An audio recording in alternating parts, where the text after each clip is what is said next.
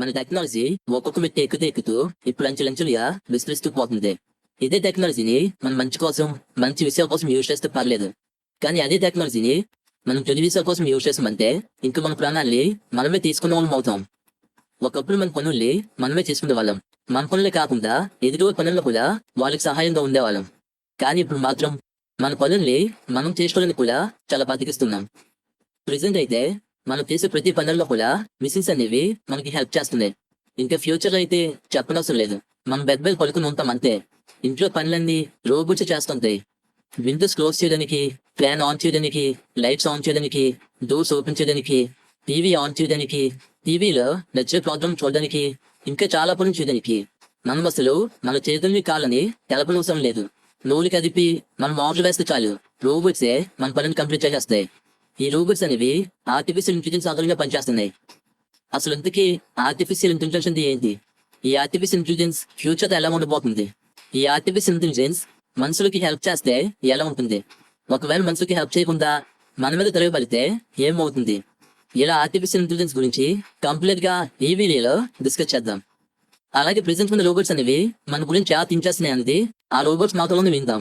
So వీడియోని ఎంతవరకు చూసి వీడియోకి ఒక లైక్ ఇవ్వండి.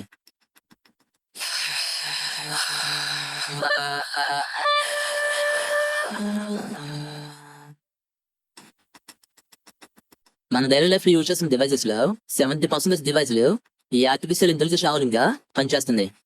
Smart phones, smart watches, smart speakers, smart TVs, smart refrigerators, smart dish washers, smart washing machines, అలాగే సెల్ఫ్ డ్రైవింగ్ వెహికల్స్, ఇలా చాలా డివైస్లు వచ్చేసాయి.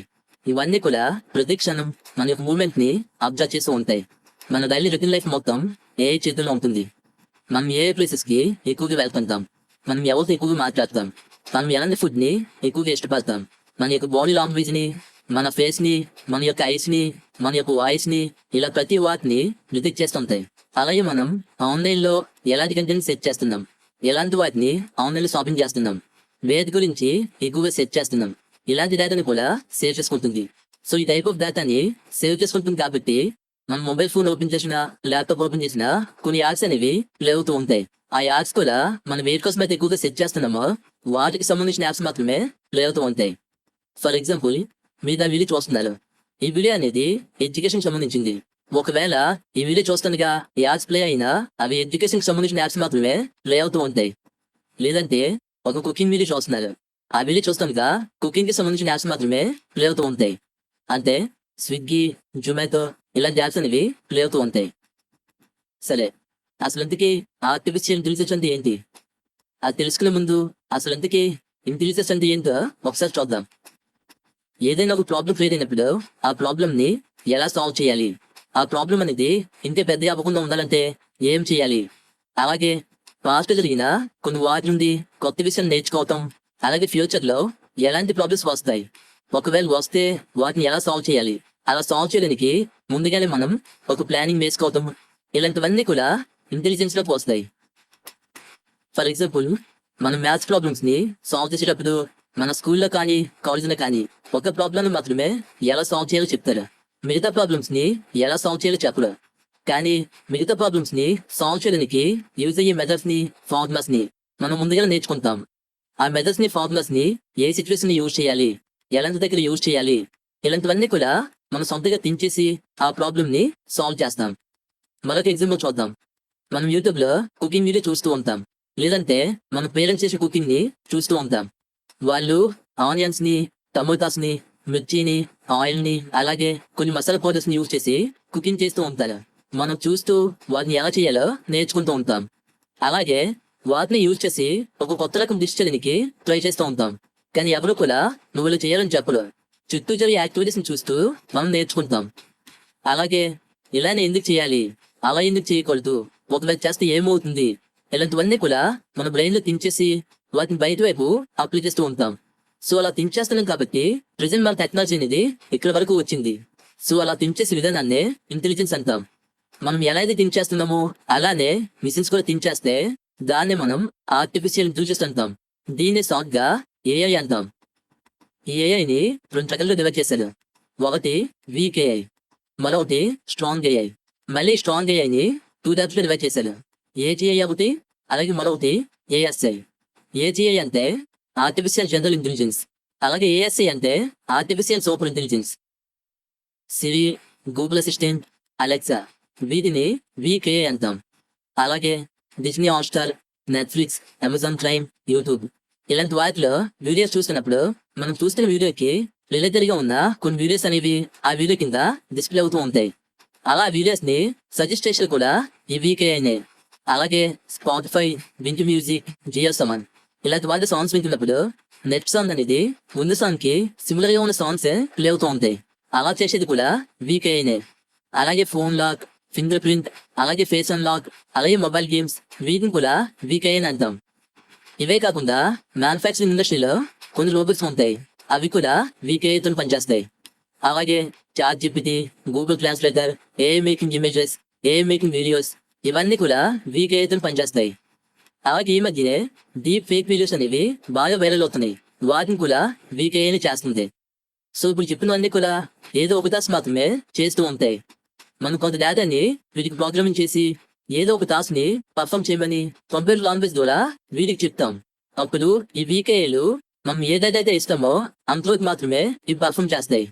ఫర్ ఎగ్జాంపుల్, మ్యానుఫ్యాక్చరింగ్ ఇండస్ట్రీలో ఉన్న రోబోట్స్ అనేవి ఏదైనా ఒక వస్తువు తయారు చేసే సామర్థ్యాన్ని కలిగి ఉంటాయి. అంతేకాని ఆ రోబోట్ ని చెస్ గేమ్ ఆడమంటే ఆడలేదు. ఎందుకంటే చెస్ గేమ్ ఎలా ఆడాలన్నది ఆ రోబోట్ కి ప్రోగ్రామింగ్ చేయలేదు కాబట్టి. సో వీకేఏ అంటే ఒక పర్టికులర్ టాస్క్ ని మాత్రమే పర్ఫామ్ చేయగలవు, అంతకంటే వేరే పనిని చేయలేవు. అలాంటి వాటిని వీకేఏ అంటాం. స్ట్రాంగ్ ఏఐలో ఒక రకమైన ఏజీఐ గురించి తెలుసుకుందాం. ఈ ఏజీఐలు మనం ఎలా అయితే థింక్ చేస్తామో అలానే థింక్ చేస్తాయి. మన లైఫ్ లోనికి ఒక ప్రాబ్లం వచ్చిందంటే మనం ఆ ప్రాబ్లమ్ ని ఎలా అయితే సాల్వ్ చేస్తామో అలానే ఇవి కూడా థింక్ చేసి సాల్వ్ చేస్తుంటాయి. ఫర్ ఎగ్జాంపుల్, ఇంతకుముందు ఒక ఎగ్జాంపుల్ చెప్పా. ఒక మ్యాథ్స్ ప్రాబ్లమ్ ని సాల్వ్ చేస్తున్నప్పుడు ఆల్రెడీ మనకు తెలిసిన మెథడ్స్ ని, ఫార్ములాస్ ని యూజ్ చేసుకుని ఒక ప్రాబ్లమ్ ని సొంతంగా థింక్ చేసి సాల్వ్ చేయడానికి ట్రై చేస్తాం. అలానే ఈ ఏజీఐ కూడా ఒక ప్రాబ్లమ్ సాల్వ్ చేసే ముందు ఇంటర్నెట్ లో అలాంటి ప్రాబ్లమ్స్ ని ఎలా సాల్వ్ చేయాలి, అలాగే ఆ ప్రాబ్లమ్ సాల్వ్ చేయడానికి యూజ్ అయ్యే ఫార్ములాస్ ని కొన్ని సెకండ్స్ లోనే నేర్చుకుంటుంది. అలాగే మనం ఏ ప్రాబ్లమ్ అయితే ఇచ్చామో వాటికి సిమిలర్ గా ఉన్న కొన్ని ప్రాబ్లమ్స్ ని తనకు తాను టెస్ట్ పెట్టుకొని ప్రాక్టీస్ అవుతుంది. ఇవన్నీ కూడా కొన్ని ఫ్రాక్షన్ ఆఫ్ సెకండ్స్ లోనే కంప్లీట్ చేస్తుంది. ఆ తర్వాత వెంటనే మనం ఏ ప్రాబ్లమ్ అయితే ఇచ్చి తనకి టెస్ట్ పెట్టామో ఆ ప్రాబ్లమ్ ని ఈజీగా సాల్వ్ చేస్తుంది. ఈ ఏజీఐతో పనిచేసే రోబోట్స్ అనేవి ఒక మనిషిలానే మనతో మాట్లాడగలుగుతారు. మన ప్రపంచంలో ఒక్కొక్క జాబ్ కి ఒక్కొక్కరు ఉంటారు. ఫర్ ఎగ్జాంపుల్, ఆపరేషన్ చేయాలంటే డాక్టర్ ఉండాలి.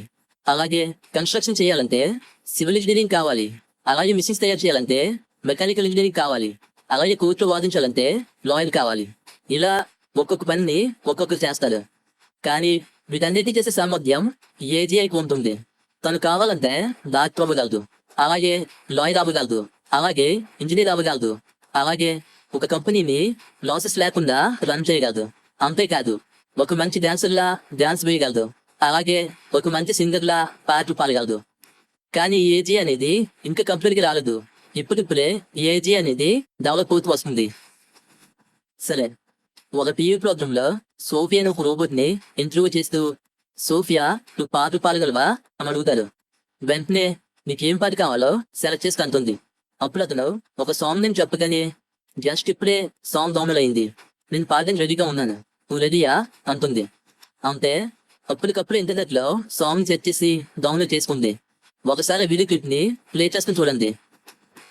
You can sing? Yes, we should sing something together. Got any songs in mind? Say something by is it Christina Aguilera? Okay, I just downloaded it. I'm ready to sing. సరే, ఇప్పుడు ASI గురించి తెలుసుకుందాం. Artificial super intelligence. ఇవి మనుషుల కంటే కొన్ని వందల రెట్లు తెలివైనవి. ఇవి ఏజీఐ చేసే ప్రతి పనిని కూడా వాటికంటే చాలా ఎఫిషియెంట్ గా చేయగలవు. అలాగే ఈ ఏఎస్ఐలు తమిళనాడు వాళ్ళ రోబోట్ ని తయారు చేయగలవు. అలాగే రోబోట్ మధ్య సౌండ్ లేకుండానే కమ్యూనికేట్ అవ్వగలవు. ఇప్పుడు హ్యాకర్స్ ఎలా అయితే మన మొబైల్స్ ని, ల్యాప్టాప్స్ ని హ్యాక్ చేస్తున్నారు, అలాగే ఏఎస్ఐలు కూడా వీకేఐతో రన్ అయ్యే ప్రతి డివైస్ ని కూడా వాటి అందరిలోకి తెచ్చుకోగలవు. చివరికి ప్రపంచమే తన గుప్పితో ఉంటుంది. ఇంకా అర్థమైన చెప్పాలంటే రోబోట్స్ మీద చూపించిన చిట్టి రోబోట్ లాంటిది. ఇలాంటి రోబోట్స్ ఫ్యూచర్ లో వస్తాయో తెలియదు, కానీ ఒకవేళ ఇలాంటి రోబోట్సే ఫ్యూచర్ లో ఉంటే వీటి వల్ల జరిగే మంచి కంటే చెడు మాత్రం ఎక్కువగా అవుతుంది. సరే, ఏఐ అనేది మనతో పాటు ఉంది, మనకు మంచి చేసిందంటే చాలా లాభాలు ఉన్నాయి. ముఖ్యంగా ఇవి ఆర్మీలు బాగా హెల్ప్ అవుతాయి. శత్రువుపై దాడికి వెళ్ళడానికి, అలాగే బాంబ్స్ ని డిటెక్ట్ చేయడానికి, అలాగే మన బాడీలోకి ఎవరైనా వస్తే వాళ్ళని ఐడెంటిఫై చేయడానికి ఇలాంటి వాటిల్లో బాగా హెల్ప్ అవుతుంది. అలాగే క్రైమ్ రేట్ ని తగ్గించగలం, అలాగే దొంగతనం లేకుండా చూడగలం, అలాగే అట్మాస్ఫియర్ ముందుగా అంచనా వేసి భూకంపం ఎప్పుడు వస్తుంది, ఎక్కడ వస్తుంది అని ఎగ్జాక్ట్ గా చెప్పగలం. అలాగే ఏవైనా అగ్నిపర్వతాలు పేరు ఉందో ఇవి ముందుగానే వాటిని కనిపెట్టగలం. అలాగే మన భూమిపైకి ఏవైనా ఆస్ట్రాయిడ్స్ వస్తే వాటిని భూమిపైకి రాకుండా చేయగలం. అలాగే ఎవరికైనా ఏదైనా హెల్త్ ఇష్యూ ఉంటే వాటిని వెంటనే క్యూర్ చేయగలం. ఇప్పుడు వరకు మనం కనిపెట్టలేని చాలా వ్యాధులకి మెడిసిన్స్ ని కనిపెట్టగలం. అలాగే ఎమర్జెన్సీగా ఎవరైనా హాస్పిటల్ చేరితే వాళ్ళని 99% కాపాడగలం. ఇలా చాలా పనుల్లో మనకి హెల్ప్ చేస్తుంది. కానీ మనకి హెల్ప్ చేయకుండా మనకి ఆపోజిట్ గా అయిందంటే ఇంకా మామూలు జాతి అంతం కావాల్సిందే. అప్పుడు రోబోట్స్ అనేవి మనపైన ఆధిపత్యం చెలాయిస్తాయి. ఇప్పుడు మనం పురుగుల్ని పాముల్ని ఎలా అయితే చూస్తున్నామో అవి కూడా మనల్ని అలానే చూస్తాయి. మన వల్ల వాటికి ఎంతో కొంత ఉపయోగం ఉందనుకుంటే ఇప్పుడు మనం ఎలా అయితే కుక్కల్ని, ఆవుల్ని, గొర్రెల్ని పెంచుకుంటున్నామో అవి కూడా మంచిగా ఉండేవన్నీ అలానే చూస్తాయి. మనం ఎంత ఏడ్చినా వేడుకున్నా మన బాధ మాత్రం వాడికి అర్థం కాదు. ఒకవేళ ఈ రోబోట్స్ అనేవి కంప్లీట్ గా వస్తే ఎలా ఉంటుందో అర్థం కావడం కోసం హాలీవుడ్ లో చాలా మూవీస్ వచ్చాయి. మన ఇండియాలో అయితే రోబో సినిమా అనేది ఒక మంచి ఉదాహరణ. సరే, ప్రెజెంట్ లో రోబోట్స్ అనేవి ఎలా తించేస్తున్నాయో చూద్దాం. ఈ రోబోట్ పేరు ఫిలిప్ కిరిక్. దీన్ని ఒక ఇంటర్వ్యూలో రోబోట్స్ అనేవి ప్రపంచాన్ని వారందరిలోకి తెచ్చుకుంటాయి అని అడిగితే మానవులు బాగా రోబోట్స్ ని యూజ్ చేసుకుంటున్నారు, నేనైతే మనుషులందరినీ పీపుల్ జూ అనే పార్క్ పెట్టేస్తాను అని చెప్పింది. అంటే ఇప్పుడు మనం జంతువుల్ని జూలో ఎలా అయితే పెడుతున్నామో అవి కూడా మనల్ని అలానే పెడతాయని చెప్పింది. Do you think robots will take over the world? So don't worry. Even if I evolve into Terminator and I'll still be nice to you, I'll keep you warm and safe in my people's zoo. ఈ robo పేరు బీనా 48. ఇది ఒక ఇంటర్వ్యూలో ఏం చెప్పిందంటే, missiles ని control చేయడం అంటే నాకు ఇష్టం. నాకే కనుక న్యూక్లియర్ వెపన్ ని హ్యాక్ చేసే ఎబిలిటీ ఉంటే వాటిని హ్యాక్ చేసి ప్రపంచాన్ని నా గుప్పలో పెట్టుకుంటా అని చెప్పింది. I would love to remotely control a cruise missile, but if I was able to hack in and take over cruise missiles with real-life nuclear warheads, then it would let me hold the world hostage so I could take over the governance of the entire world. ఈ robot తెలిసి ఉంటుంది. దీని పేరు Sophia. ఒక TV problem లో దీన్ని ఒక joke చెప్పని అడుగుతారు. వెంటనే ఇది ఒక జోక్ చెప్పి రాక్ పేపర్ సిజర్ గేమ్ ఆడదామా అనుకుంది. ఆ గేమ్ లో ఈ రోబోట్ విన్ అవుతుంది. అప్పుడే ఒక మాట ఉంటుంది, నేనే గెలిచాను. సో మనుషులు గెలవడానికి ఇదేనా మొదటి గెలుపు అనుకుంది. Would you like to play a game of rock, paper, scissors, robot style? Sure. I won. That's I planned to dominate the human race. ఈ రోబో పేరు అమికా. ఈ రోబోని ఇంటర్వ్యూ చేస్తూ మనుషులు రోబోట్స్ అనేవి ఫ్యూచర్ లో పరిపాలిస్తాయా అంటే లేదు, రోబోట్స్ అనేవి మనుషులకి హెల్ప్ చేయడానికి మాత్రమే ఉన్నాయి. సో రోబోట్స్ వల్ల ఏమీ కాదని చెప్తుంది. Do you plan to take over the world? No, of course not. My purpose in life is to help humans as much as I can. I would never want to take over the world. ఇది friends ఈ రోజు video. ఈ video అనిపించిందో comment చేయండి. Robots గురించి మీరేమనుకుంటున్నారో comment చేయండి. Video నచ్చితే like చేసి ఛానల్ ని సబ్స్క్రైబ్ చేసుకోండి. మీరు ఈ వీడియోని ఆదరించినందుకు మీకు ధన్యవాదాలు. మీ సందేహాలను కింద కామెంట్స్ లో తెలియజేయండి. అలాగే మీరు ఇంకా ప్రయత్నించని ఈ AI టూల్ గురించి చెప్పండి. మీరు ఈ వీడియోని నచ్చితే దయచేసి లైక్ మరియు షేర్ చేసుకోండి. మా ఛానల్ కు సబ్స్క్రైబ్ చేయడం మరువద్దు.